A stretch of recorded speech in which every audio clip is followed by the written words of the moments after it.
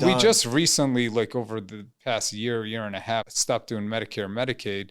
And it like, for a while, I didn't do it for the business. I did it like because that's what I felt like was right. But then I felt like it was coming out of my pocket, like paying nurse practitioners, workers to take care of patients, and then taking care, like if they had, bandages and all that stuff. And then you're like, all right, I have 90-day global. I've seen this patient 12 times. And on top of that, your surgery is underpaid. Yeah.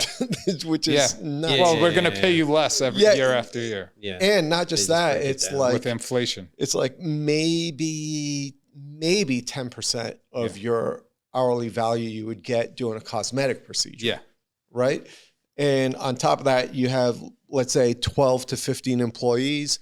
So like this, just talking about like real life private practice, paying 15 employees every hour, and you're getting $1,200 for 3 hours. Dude, if you don't do it, how is that like? How's that? And the thing is, if you don't possible? do insurance, you don't need a lot of the supplementary people. Like you could have one person like scheduling, taking the money, everything. But like for insurance, you need someone doing prior auths. You need someone coding. You need someone scheduling. You need someone billing. Like there's all this extra people. And then two people to follow up on them. And then private companies to do the billing and prior auth. Yeah.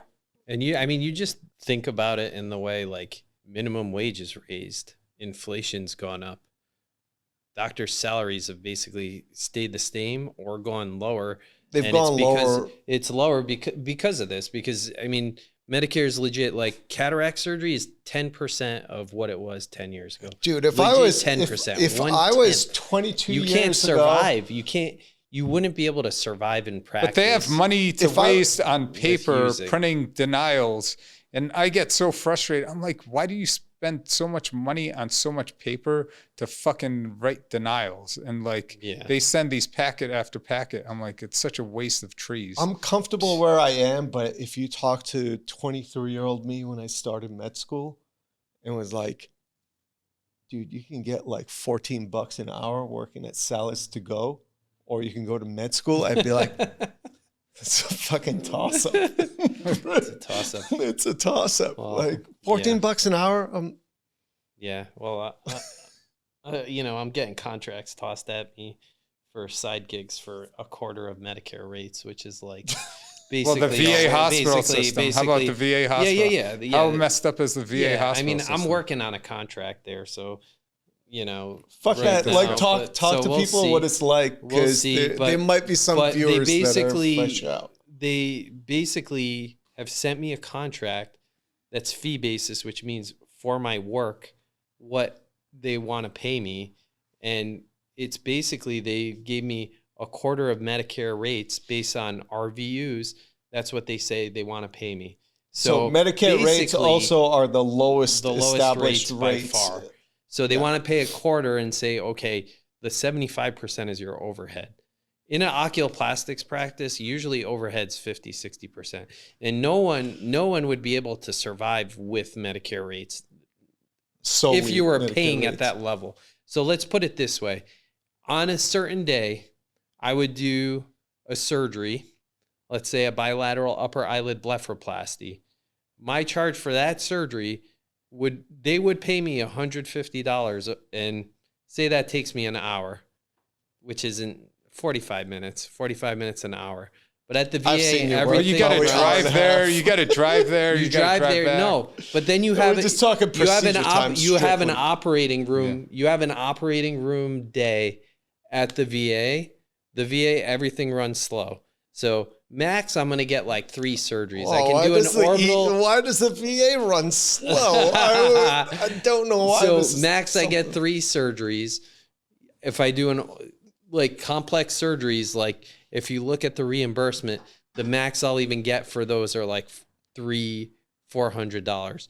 So usually at the end of my day, I'll get a max 3 surgeries. And that's me being there from like 7 to 5 o'clock, turning over like crazy. And I end up with $500-600 for a day as a physician.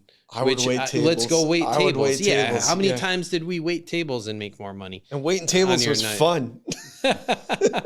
Serve drinks. Make Yeah, even it's just more money. crazy. Serve drinks, have drinks. So there's just processes in place that are just not, they don't make sense.